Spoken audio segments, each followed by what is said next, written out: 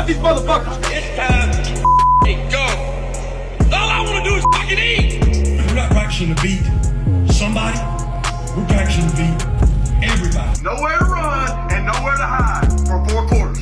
They got to see us in our house for 4 quarters. They got to look us in the eye for 4. This is about us and our family and our house. This is about us. This is our mentality. We ain't backing down. We ain't running. Set a tone, send a message. This is our house. Physical toughness wins in football now. And if you in this room, you got it. If you come in here, you better believe in it. Because this physical toughness is what makes the difference. Elite focus. That's all I'm doing. The guy across from me, I'm fixing to whip his ass. Not in my box, not today. It's about us. It's about our family. We attack. You take that helmet and you strike them. And you strike them and you strike them. That's how you get respect. Now I am gonna pick shit out of them. Physically, I want to break them. All right, everybody, welcome right back in here. This is On a Swivel. I'm Randy, and this is a Damn Beast. It's the show where we take a look back at what happened over the last week and what we might have to look forward to over the coming days. I'm thankful that all of you are here. I see some people hopping into the chat already, so that's cool. I appreciate you being here again. If you have a good time, if I earn it, please give me a thumbs up on the video and, think about a subscribe. So without further ado, let's just jump right into it because there's so much going on in, there's so much going on in the last week here at the University of Georgia that if we don't just start at the beginning, we're never going to get through it all. And the easiest place to start is to point out that the University of Georgia their recruiting is hotter than a firecracker in July. There's no other way to put it. I mean, it's just one of those things where recruit after recruit, elite player, blue chipper after blue chipper is choosing to sign on with the University of Georgia for the class of 2024. So if we just look at the calendar, let's not do anything else, but just look back. 1 week ago today, Daniel Calhoun, the top lineman in the state of Georgia, committed to the Dogs, and that started the domino effect of what was going to turn out to be this year's edition of the Great Wall of Georgia. And these dudes are massive. So I talked about these guys a little bit individually last week. And if we look back, it started with Daniel. Now, Daniel's out of Walton, huge dude. I mean, he is a 4-star player, 6'6", 355. He chose the Dogs over Auburn, Texas, Alabama, and Tennessee. And if you're going to start off a week in recruiting, there's no better way to do it than to lock down the guy that is considered the top player at his position in the state. And this year, in 2024, that's Daniel Calhoun along the offensive line. So that was a wonderful way to start off this week. The next day, the news was doubly good. It was like double stuffed Oreos, right?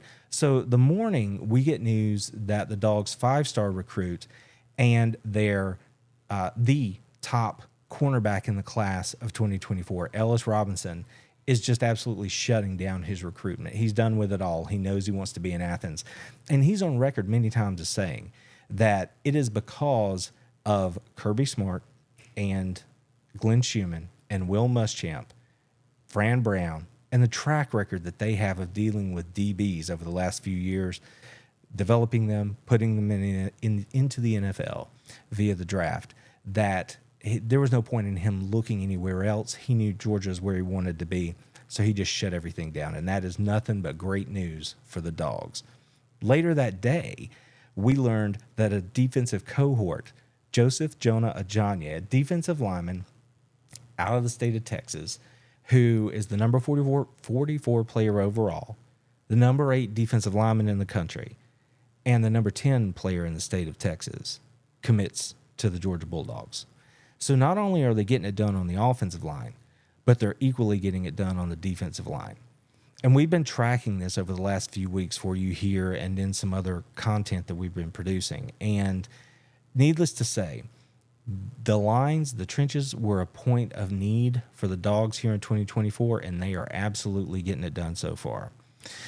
If we just roll over one more day, the hits kept coming. This time it was another massive human being, a 1%er.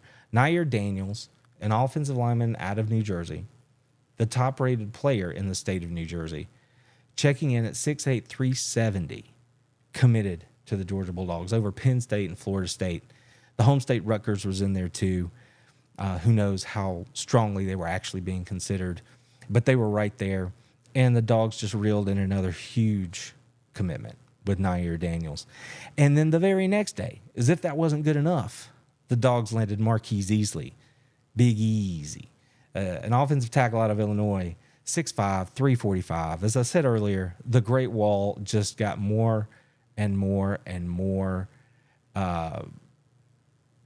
Sorry, I'm distracted. Got more and more and more bricks in the wall. So recruiting is doing what it's supposed to do. The guys are getting it done, taking a few days off here the last week or so to get a little break in before we get downhill to SEC Media Days. And we'll touch on that here in just a second. But when you look back at the week that was at the University of Georgia, it was a big deal. It was a big deal. So I'm going to take a quick look here in the chat. I see that Michigan Man is in here. Says, "Hey, Randy, how you doing? Man, it is going great. I'm talking Bulldogs with all you fine people tonight, so I'm loving life." And then he follows that up saying that Georgia's offensive line's been a bunch of giants, 6'8", 6'6", and, you know, that's exactly what it's going to take. That's what it takes to do the kind of things that Kirby Smart wants to do right now. So needless to say, they're on a roll, and we are grateful for it. Jay's in here with us this evening. Hello, Jay. How are you doing? It's great that you're back. And Nightbot is doing its thing in here, so don't take it too personally. If it becomes too much of a problem, we'll just turn that off and not worry about it. So, but I do appreciate you being here, Jay. We're just working our way through it.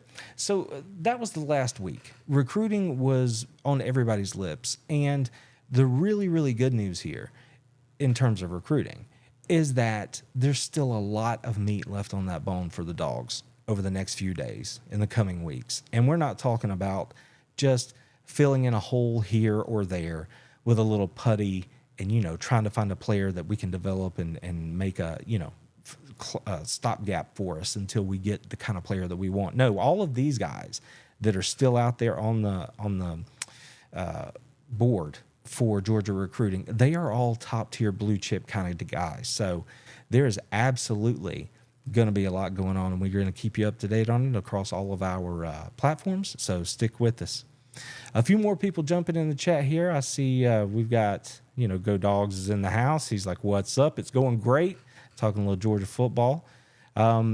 We've got the Rob, Ben, and Joe show checking in with us this evening. We're just talking Dogs. That's all we're doing. Jay's giving a shout out to Darius here. That's right. I assume you're talking about the outside linebacker. So good things are going to be coming from him too. I'm pretty sure about that. That was the last week. Recruiting. And really at this time of the season or this time of the year, what else are you going to talk about except who may or may not commit, right? If everything's going well, that's what you want to be talking about. Now, with that said, although it's not something that Georgia fans really wanted to be talking about, we also learned that the Georgia coaching staff didn't want to have to be talking about the thing that happened on 7/11. They should have never had to come out and do it. But on 7/11, the Dogs, the University of Georgia, and Kirby Smart, they had to step up to the podium and address a recent article by the Atlanta Journal-Constitution. And they didn't just address it. They didn't just say, this is something. They didn't take shots without receipts, if you know what I mean. They certainly addressed the situation the way I wanted them to, both as an alumnus of the university and as a fan of the team. So on 7/11, well, in case you missed it, and I don't see how you could have, but the Atlanta Journal posted an article recently entitled, "UGA Football Program Rallies When Players Accused of Abusing Women." Now, I'm sure everybody in the chat is going to join me in saying that, obviously, that type of behavior is deplorable. There's no place for it. And to make an insinuation that Kirby Smart and the University of Georgia football program support, condone, allow any type of activity like that is beyond the pale. And the University of Georgia and Kirby Smart agreed, and they stepped to the podium and they said, this is false. The thing that made me best about, there are parts of it that were false. And the thing that made me feel really good about it was that Kirby stood up there as the face of the program as a 2-time reigning national championship head coach talking about his program and said, we welcome scrutiny. We welcome an independent press that's going to dig and hold us to account. The stuff about the vehicles and citations and things like that, fair game, all of it. So, that has to be something that has to be worked through. There's no problem there. But when you start making assumptions, start drawing conclusions that aren't backed up by facts, the way this article did, you have to call that out. And I appreciated the fact that Kirby Smart and the university did that, and they did it in one voice. And it's the kind of thing that if you don't address it, and now let's be real, okay? SEC Media Days are coming up next week. Some of this had to do with the fact that they wanted to get out in front of it so they wouldn't have to answer those questions repeatedly during Media Day. I'm sure somebody's still going to bring it up. But they wanted to get out in front of it, and they wanted to let you know where they stood on it. And I support that completely. I mean, that makes complete sense because Media Day is supposed to be a focus on the young men who were representing the university at Media Day, the university itself, and the upcoming season. It shouldn't be broken out into something like that, a news of the day, a sensational type thing that's going to soak up all the oxygen in the room. So I appreciate the fact that Kirby and Josh Brooks and other members of the UGA staff stepped up and answered those questions the other day. So, we haven't heard the last of it. Litigation with any media entity can be messy. With that said, I'm still proud of the way the University of Georgia handled it and the way they're addressing it. And to that point, I just want to throw this up here too so we can look at it together. I knew I wouldn't be able to recall it exactly, so I wanted to step up here and read these quotes out for you in the way Kirby addressed it. He says, "We take these allegations extremely serious. Me personally, I take these allegations extremely serious. We do not tolerate sexual misconduct in our organization. I'm a football coach. I'm responsible for this program, and that starts with me." He continues, "I see this as a topic through the lens of I have a wife and I have a daughter, and I think about these situations and I think about them. It's very personal to me, so I can handle a lot of talk. But what I cannot and will not tolerate is false allegations that this program or this university condones sexual misconduct. No tolerance for sexual assault or abuse. Never have, never will. We have protocols in place. You just heard some of that protocol when the other speakers spoke. We address allegations swiftly and quickly." I really don't know what more Kirby Smart could have said right there. And I mentioned earlier that I appreciated, just personally, the way he addressed it. Because I am a father, I am a son, I am a husband, and I have 2 very young daughters.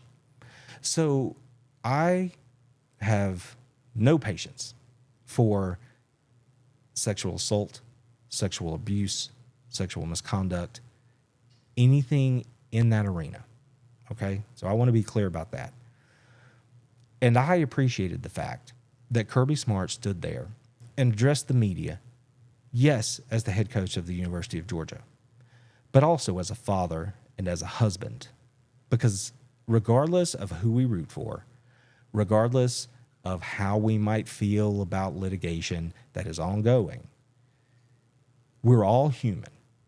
And if you are a man who is a son, a father, a husband, I hope that you can feel where Kirby's coming from when he makes those statements, because it certainly resonated with me. And I appreciated him couching the discussion that way, because it lends a little gravitas to anything and everything else that comes along, because you see him as the man that he is. And I think that's very important in a situation like this.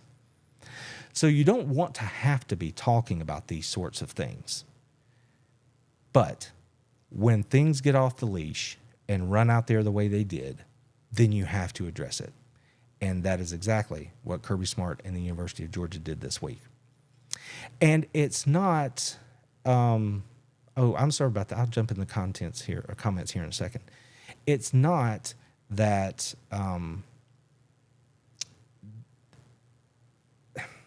it's not that they want to talk about it, but they had to talk about it, and I appreciate the way they did.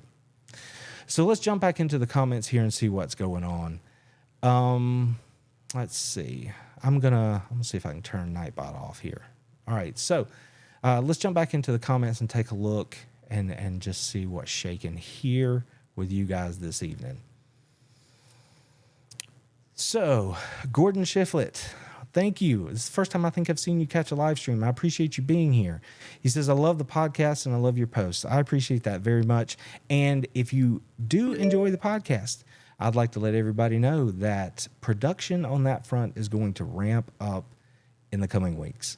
So some of it is going to be the same sort of content that you get here in these conversations, but there's going to be some other stuff that's going to look a little bit different, feel a little bit different.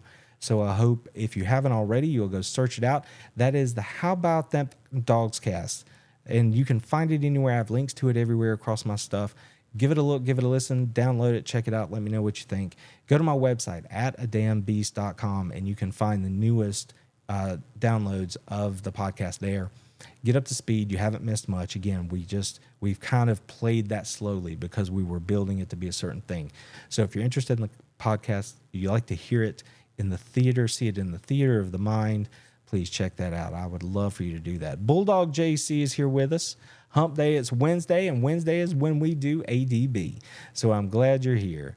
And I see we're talking about commitments and stuff like that. And here Go Dogs is chiming in and saying, yeah, he's referring to the article that came out last week. It was hard to miss. You know, it was all over the news here locally. It was all over the SEC news. So the only thing going on there is that when AJC published it, you know that they were not trying to lay it out for you free and easy. They knew that people would read the headline. It was behind a paywall. They would take it, run with it, and make their own assumptions. And that's just shoddy, right? That's just not the way to handle it. And so if you did have a paywall account, you could get back there and read the article. You know, you could learn more about it. But either way, the university couldn't let it stand. They had to come out and answer what was going on in that article. And I was happy with the way that they did it.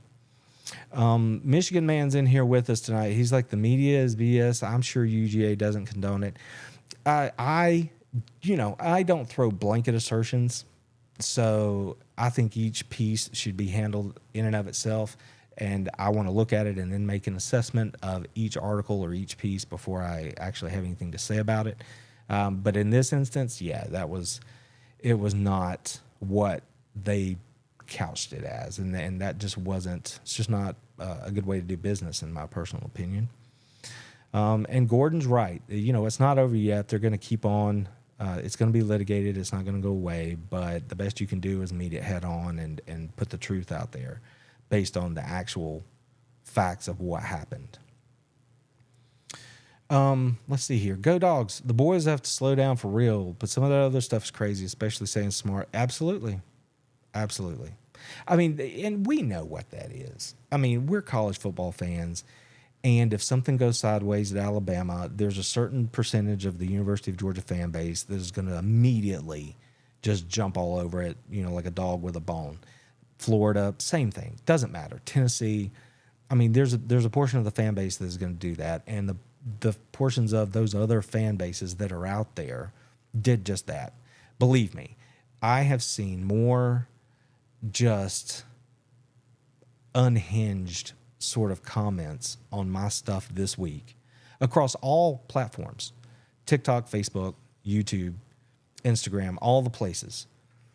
People are just, it's like they were handed a license to just slander, you know, whomever, Kirby, the program, and it's all driven by the fact that they have been handled, beaten on the field in recent years.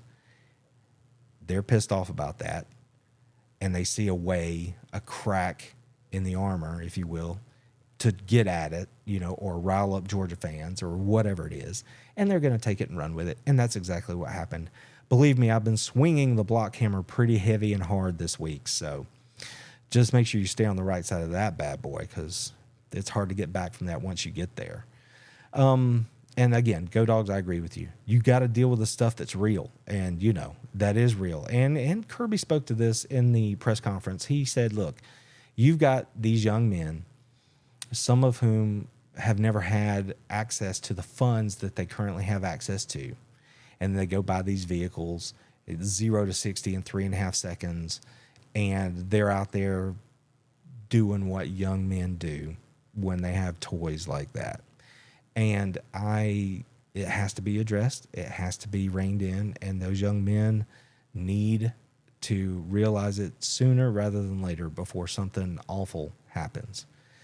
So hopefully they'll get a handle on that pretty soon. Let's see here. Michigan knows what it's all about. Michigan, man. People only make laws to attach success to schools, successful schools, not a coincidence. That's exactly right. And I know certainly, because I've spent a lot of time over the last 6 months in rooms with a lot of Michigan and Ohio State people.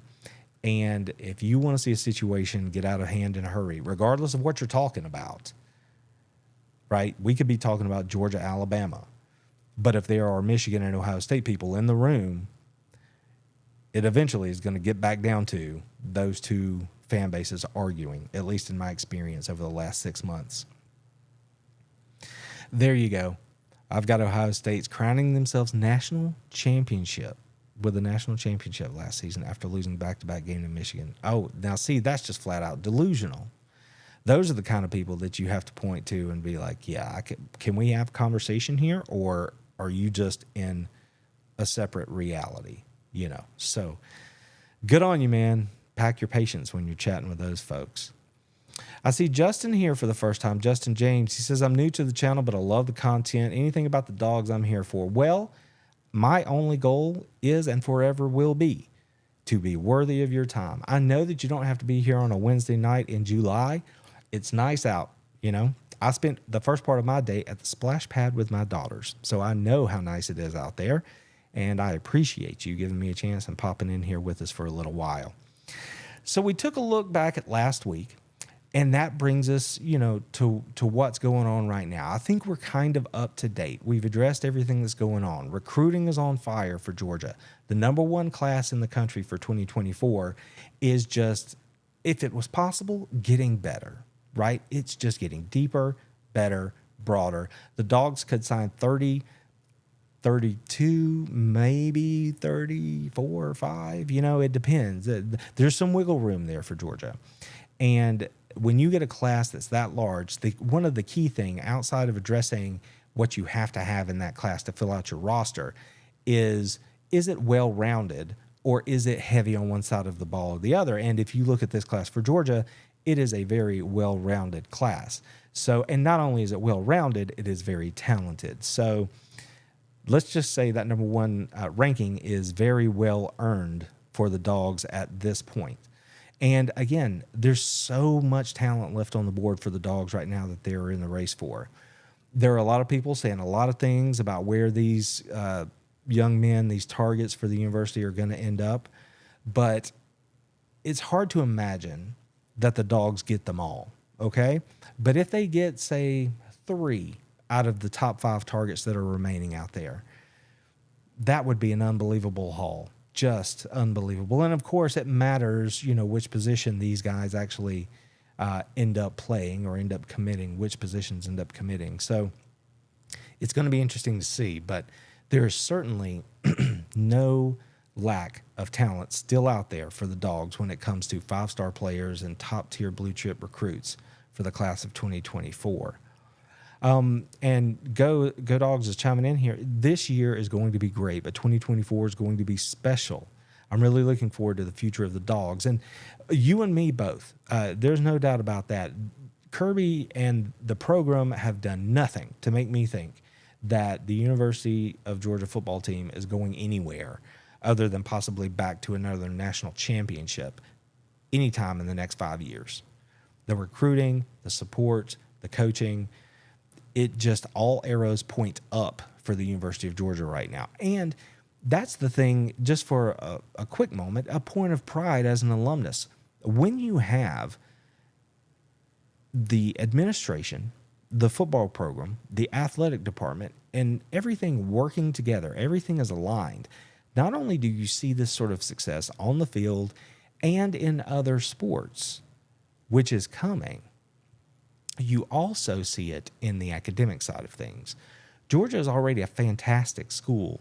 They are growing yearly when it comes to the amount of research that they're doing, grants and funding, and in the scholars that we're getting. Excuse me there. And those things will all fall right in line because the University of Georgia has realized that if you win at the highest level on the football field, these other things can rapidly improve their situation. And there is no reason that the University of Georgia should not compete for national championships in all of the major sports, that the University of Georgia should not be a leading research university. There's just no excuse. And with the administration, the athletic department, and the football program right now being aligned the way that they are, I see no reason to think that this hockey stick curve that the university is on right now is going to do anything except continue to climb. So the future in Athens, Georgia is very bright, both on the football field and off. I see another comment here that says it's from Michigan. And again, I appreciate you being here. Big Ten man in the chat here with us, so y'all make them feel welcome. I'm excited for the 2024 season. How do y'all feel about the Big Ten and the SEC getting rid of divisions? Now, if anybody in the chat has thoughts on this, please drop them in there because we'd love to hear them. I'll throw them on the screen if they answer the question here. I know for me, I am okay. So you guys have heard me say this before. I'm a Gen Xer, so I was in high school when the league went to divisions. 1992. I was a sophomore. That was the first year that the SEC went into divisions, and that was weird. I remember thinking it was weird, and then we got used to it pretty quick. And we have seen in the time since then that the balance of power has shifted.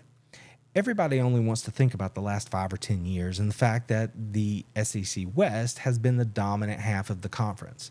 That's true.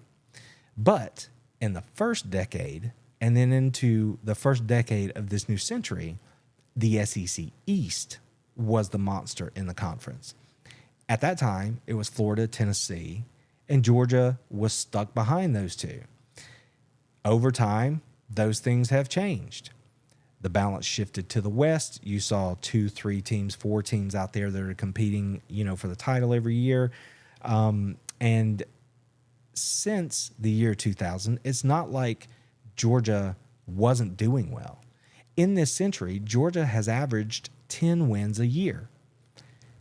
But it's only in the last few years, the last 5 to 6 years, that the University of Georgia has gotten their ducks in a row in such a way that they've been able to kick that door down, not only win the East, but win the conference. And we have seen on the field the last 2 years win the national title, which brings me to the big cohesive point for this live stream, which is who is the best program in the United States today in the world of college football? There are a handful of schools that could be considered. And in this last week's video, I took a look at those schools and I tried to lay it out in such a way to be reasonable and fair about exactly who it was that was in contention and what, sorry, let me remove this from the screen here so you can see, and what I used to differentiate who might get the nod. Now, the key thing here is that I am looking at the top programs in college football today, not 5 years ago, not 10, 15. That's virtually irrelevant to this discussion. We're looking at what's going on today. And it is a fluid situation, as it should be, because things change. And some of the things that change are things like, obviously, the number of wins you have in total, the conference titles that you may or may not have won, Where are you in the recruiting rankings year after year? Who are you sending to the NFL draft? And how many national championships have you won? All of those things seem like very reasonable metrics to use. Another one that I had a commenter share with me over the last week was maybe I should have looked at the head coaches versus top 25 competition over the same time span, or top 10 competition over the same time span. And those would have also been good points, right? You could have factored them in. Now, there may have been a situation or two where the same coach wasn't at the university that wound up being in my final discussion, so it would have been skewed a little bit, but it could have been another metric to consider. But the ones that I chose to go with this time were total wins, conference titles, recruiting rankings, how many players are being put in the NFL draft, and national championships. So if you missed it, this was a look at the video that I posted this last week, and I laid it out for you. And one of the things that I considered as I was doing this was exactly how you pare it down and who was in there at the beginning and who actually sticks around to the end. And I really appreciated this part right here. It made me smile. It makes me smile now when I think about it. But as we look at what's going on, I can just pause it right here and freeze it. So if you look at the conference championships, this was the minimum thing that you had to do in my consideration to be considered as a top program in the country today. So if you look at the slide here, you can see that in the SEC, it's a 3-team race with Alabama winning 3 of those championships. And then the Pac-12, Utah has 2, Oregon has 2, Washington has 1. Kansas State got 1 last year in the Big 12. Oklahoma had won 3 in the last 5 years, and then Baylor also grabbed 1. In the Big 10, it's definitely a 2-team race. Michigan the last 2 years, and Ohio State each of the 3 years prior to that. And in the ACC, Clemson just has been dominating. We all know this. They've won 4 in the last 5 years, and Pittsburgh was able to sneak 1 in there and get themselves into a position to be considered. Now, again, that was the minimum you had to do to even be considered. And we quickly started to pare that down because once we got to total wins and winning percentage, I said, okay, wins or championships are not enough. If you're going to advance, you have to have multiple championships in this 5-year window or a national title. So when I did that and I looked at who was left, these were the total wins and winning percentages that I came up with. And notice that 3 teams here cracked 60. Clemson playing in the ACC, and we addressed their dominance. If you look at Alabama, they're sitting there with 62 victories and Georgia at 60. Now, these other schools, and these numbers are a little bit different. You know, some schools didn't play in 2020 and that kind of stuff. But as you can see here, all of these schools are doing a good job. So we had to continue to look at it and figure out what are we going to use to pare it down. So I also took a look at the recruiting rankings over the last 5 years for all of these schools and figured out their average class. And as you can see, and there were like 1.4 was your average class or something like that. So in a couple of instances, I did some rounding, and you see that there are some ties there. So you have Clemson with an average class ranking of 8, Oregon with an average of 9. Oklahoma also came in at 8. I think on the raw numbers, Oklahoma's classes were ranked a little bit higher than Clemson's. But for my purposes, this was exactly where I wanted to put them. Just put them together in a group there, call it a tie. It'd be good. Utah, look at how much they have overachieved. With an average recruiting class ranking in traditional recruiting of 32 over the last 5 years, they've still managed to win 2 conference championships. That's saying something for the program that Utah has out there and exactly the kind of football that they play. So as we continue down the list, now we get into the really heavy hitters, right? You're looking at LSU and Ohio State, average of 6, the recruiting ranking of 6 over the last 5 years. So they're getting good players, there's no doubt. Alabama had an average ranking of 1.4 over the last 5 years. We know that Alabama's uber talented. That is not the problem with whatever didn't go right for Alabama last season and what could be their problem here in 2023. We will find out soon enough with regards to Alabama. Michigan's average class put them right outside the top 10, which speaks to the development that Jim Harbaugh has been able to put in place in that program. He has taken a program that couldn't get over the hump. They've obviously won the Big Ten each of the last 2 seasons with 2 victories over Ohio State. So they certainly belong in this conversation when you take all of these metrics together. And then, of course, Georgia comes in here with the number 2 average class over the last 5 years. And I think their raw number was something like 2.4. So they literally, there was no doubt who the number 1, Alabama, and number 2 teams were over the last 5 years in terms of blue chips and recruiting rankings.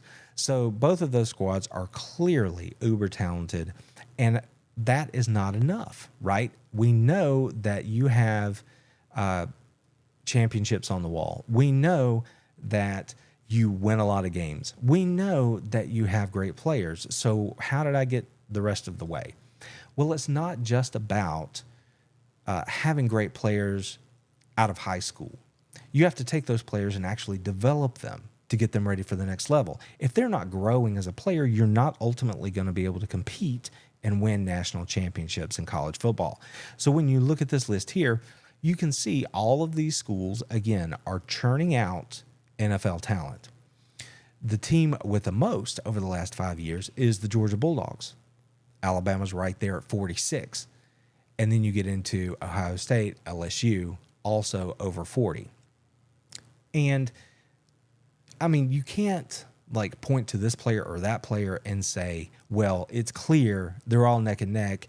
Georgia just develops players a little bit better or something like that. You can certainly make an argument for development at Georgia, at Alabama, Ohio State, and LSU. That's just part of the soup. They have great talent on campus as raw recruits. They develop those players, and then they win games. That leads to national championships won, which is exactly what we've seen, or conference championships won. And again, Michigan right there, just outside the number 40, right? They're just behind that. So they are clearly developing players too. So we have a nice gaggle of teams here as we were trying to narrow it down and figure out who actually is the lead dog in college football right now. But at the end of the day, you have to take into account the big trophy. And when you do that, Georgia clearly has won the last 2 national championships. And there is no room for if, and, but, woulda, coulda, shoulda. At the end of the day, did you win or did you not? Football, we all know how the game works. The ball is shaped funny. It takes odd bounces. You get weird outcomes sometime. Injuries are a part of the game. With all of that said, these are the final results. Georgia with 2 titles, Alabama with 1 in the last 5 years, LSU with 1, and Clemson with 1 in the last 5 years. LSU had that mercurial 2019 season and then fell off, which speaks to the program, right? It doesn't just speak to that collection of talent, lightning in a bottle. But then you can see who has also been up there with them in that rare air, and Georgia clearly has the most national titles in that time. So I felt really good about coming down and ultimately naming the University of Georgia as the team that checks all the boxes and making the statement, showing you the proof that the University of Georgia is the best program in the country today. We'll see where we would rank everybody in January of 24, right? This is a fluid situation. So let's take a second here real quick and jump back into the comments. I hate not being able to chat with you guys more, but I don't want to linger too long, if you know what I mean. So Michigan man, Gordon, y'all are still hanging in here. Jeff is with us. Hello, Jeff. Glad you're here. Thanks for checking out the show. I don't think I've seen you in before. I appreciate you giving me a chance here. Gordon's still chatting it up, talking a little Ohio State and Michigan. That's cool. Michigan man says, he's surprised about the average of Utah, 32. I know that with what they're doing out there, and again, the physical style of play that they have, that takes a toll on a team, and you have to be able to recruit and develop to keep bodies on the field that are able to compete at the same level you're used to. It really does speak volumes to the kind of program that Utah is right now. DHCGB is in here. He says, hello. I appreciate that. I assume you're he. Apologies if I got that wrong. Go Dogs. He's like, I'm sorry I have to go. Have a great night, everybody. Thank you for being here. I appreciate you stopping by. I hope you hit the thumbs up on the way out the door. And again, thank you so much for popping in with us. Uncle Glenn has made his appearance. I'm happy that you're back. Thanks for being in here with us tonight. We have already recapped the week that was, the fact that Georgia football is just on an absolute tear in terms of recruiting. And we addressed the situation where Kirby Smart and the University of Georgia took to task the AJC and demanded a retraction of that story that was recently published in the AJC. So I had a little something to say about that. So we've covered all those things. And as we start to turn our attention to what's coming, it's about that time of year, y'all. We are literally 53 days away, I believe it is, depending on how you want to count your days. We are going to be there sooner than you know it. And ADB is going to be here with you the entire time. And you know, we talk Georgia always. I really, really, really resist the urge to jump into those national discussions because I want to keep it focused on things that I know that we care about. Now, if the story's big enough, we'll address it. But outside of that, we're all dogs all the time. And I am excited like nobody's business about what's coming up next week. Again, I've already mentioned it. We've got recruits on the board that are going to be making their announcements here in the next few days to weeks. But next week, it really starts to hit home that we are making our way back to college football season because SEC Media Days are coming around. And just before I forget, I did this and because I wanted to point it out to you. This just happened. It's kind of, I don't want to call it breaking, but it's certainly something I just saw within the last hour and a half or so. And it speaks to the point we were just making. So before I move on to the SEC Media Day talk, I just wanted to point out that just today, this was tweeted out by Zach Barnett. Dana Holgorsen is a head coach, right? He's been a head coach at West Virginia. He's at Houston now, I believe it is. And he is someone, as a lot of coaches do, travel around the country in the offseason to just bounce ideas off of other programs and see how they do it and maybe learn something, part of their continuing education, if you will. Dana has been in Athens on more than one occasion. And this was reported out today, or tweeted out today. He says, I've been to Alabama. I've been to a lot of NFL places. What they're doing right now at Georgia is on a whole other level. That's not me telling you that. This is a Power 5 head coach in college football flatly admitting that the way the University of Georgia is running their program right now and what they are doing is just different than what everybody else is doing. So don't come at me on the Twitters. I'm not saying it. This is from a guy who's going to know something about it. And in case you hadn't seen it, I wanted to point that out to you because I just think that speaks volumes. You don't need me to tell you that. You have your own eyes. You can see what's happening with the program. But when you hear it from someone who does it as a career, it's their life, and they are not shy about sharing how they feel about the University of Georgia program in comparison to their own or the things that they have seen. I think you need to put some weight behind those words and appreciate them for what they are. So that just made me smile, and I had to share it with you. I feel like I would have done you a disservice had I not brought that to your attention this evening.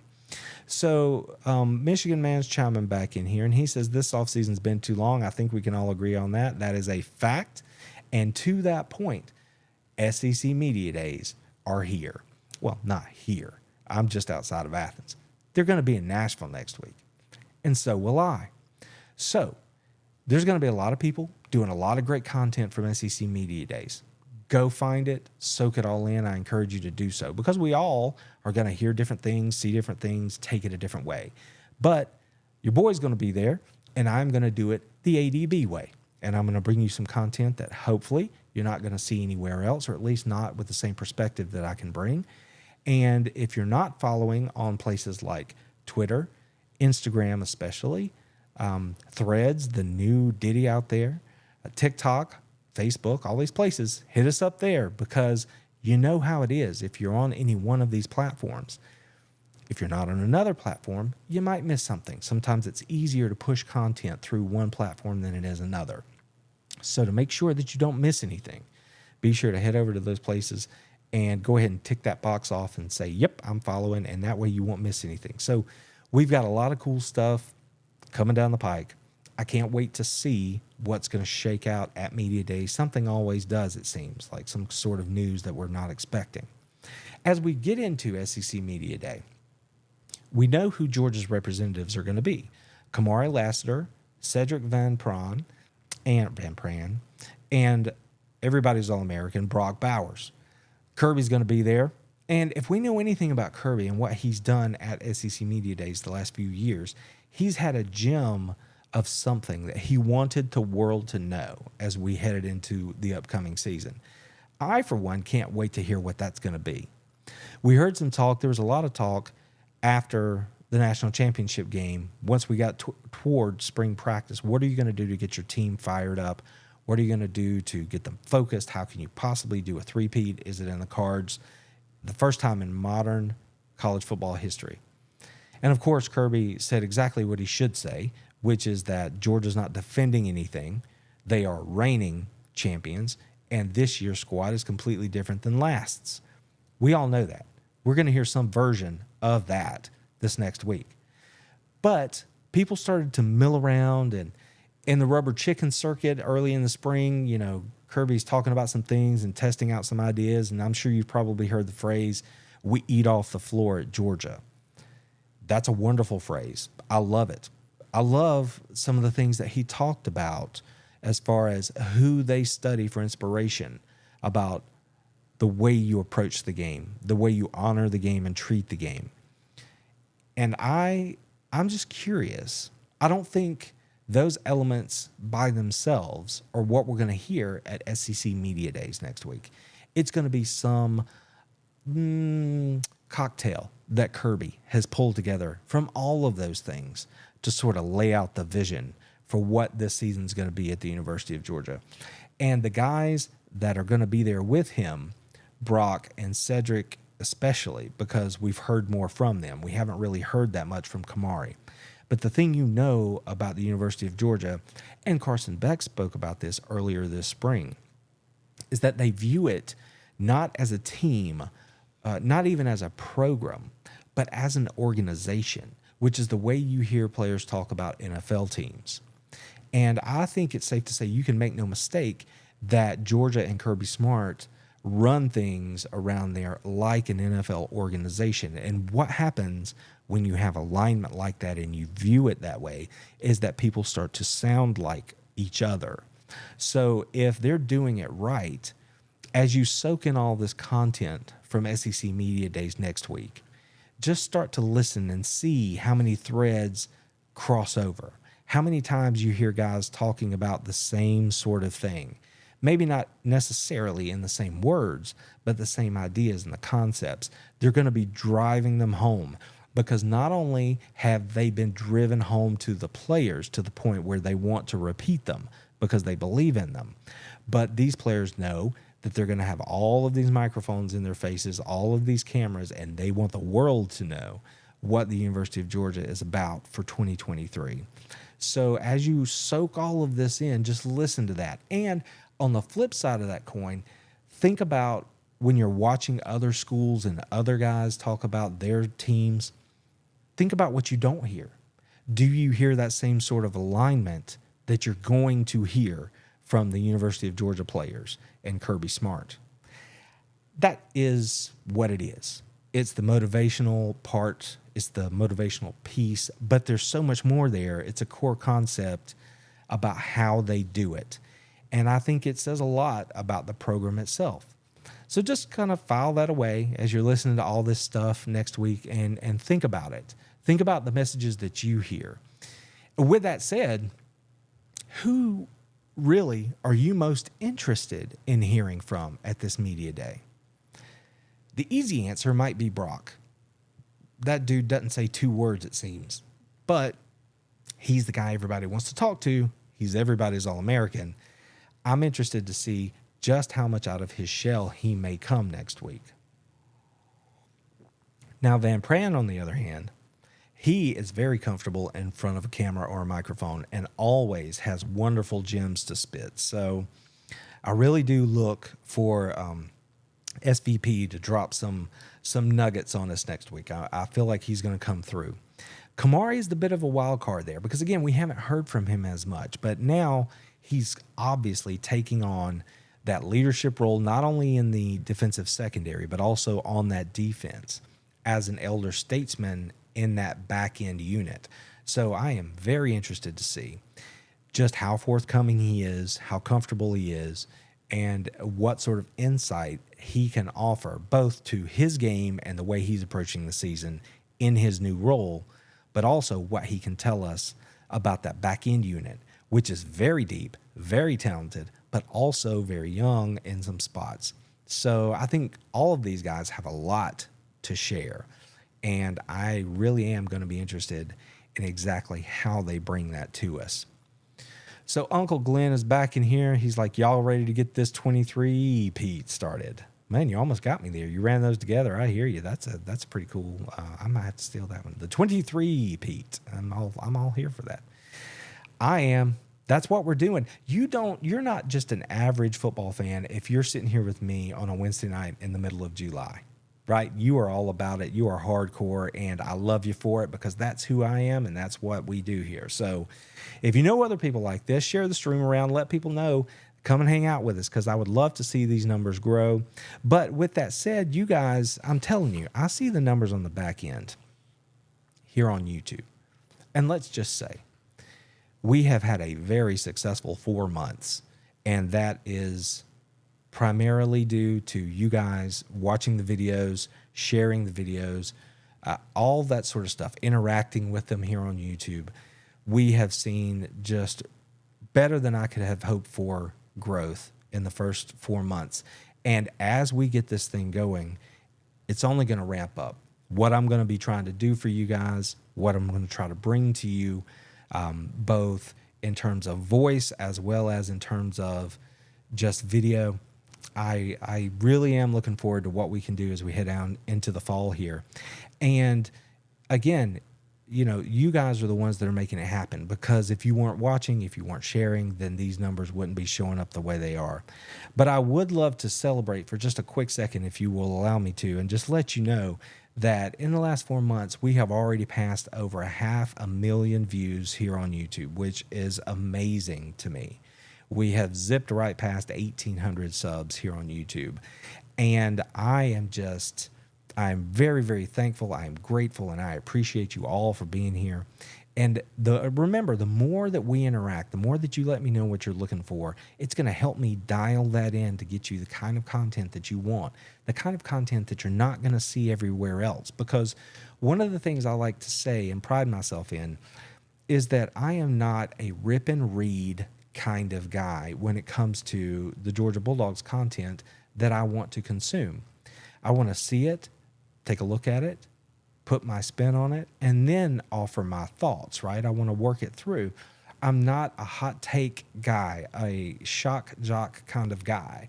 So I appreciate you being here, because I know that that's not the kind of fan that you are. You can get that anywhere.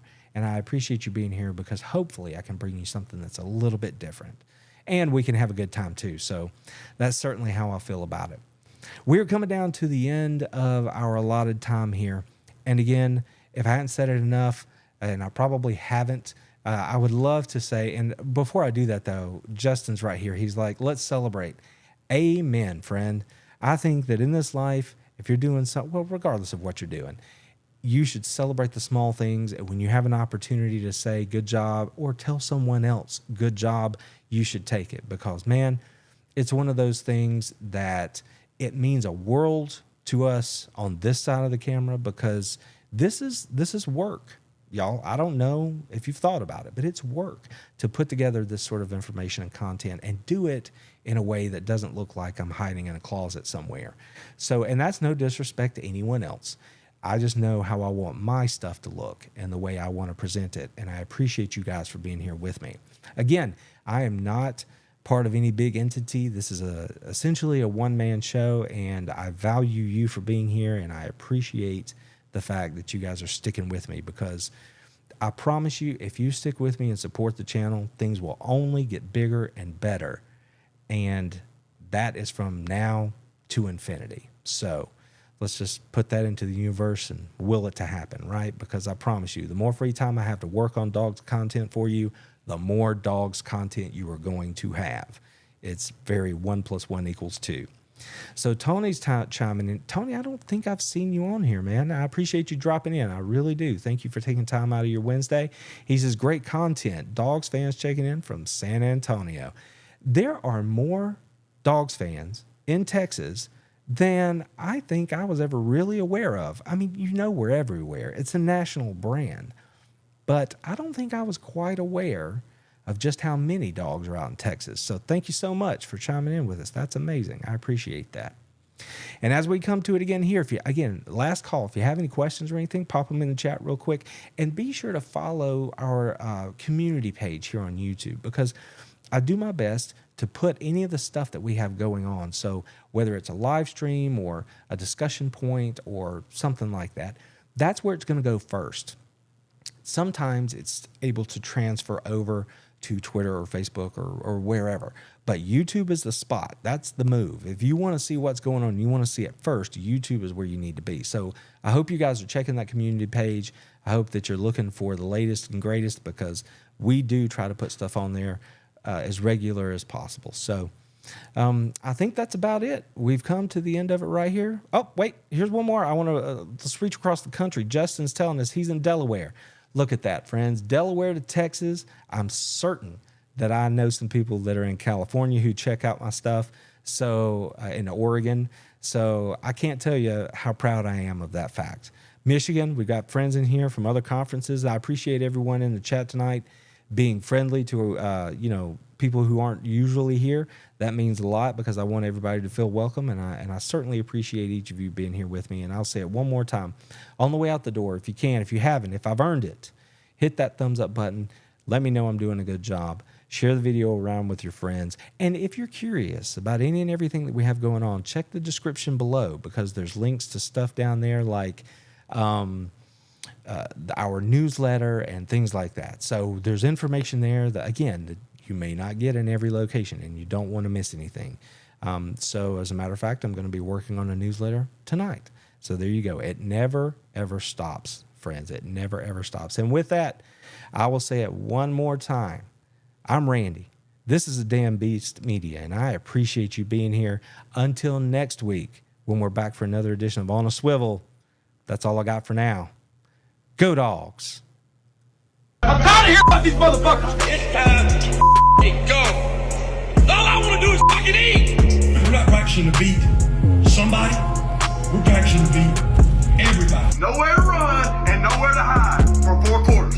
They got to see us in our house for 4 quarters. They got to look us in the eye for 4. This is about us and our family and our house. This is about us. This is our mentality. We ain't backing down. We ain't running. Set a tone, send a message. This is our house. Physical toughness wins in football now. And if you in this room, you got it. And if you come in here, you better believe in it. Because this physical toughness is what makes the difference. Elite focus. That's all I'm doing. The guy across from me, I'm fixing to whip his ass. Not in my box. Not today. It's about us. It's about our family. We attack. You take that helmet and you strike them. And you strike them and you strike them. That's how you get respect. And I have to pick shit out of them physically, I want to break them.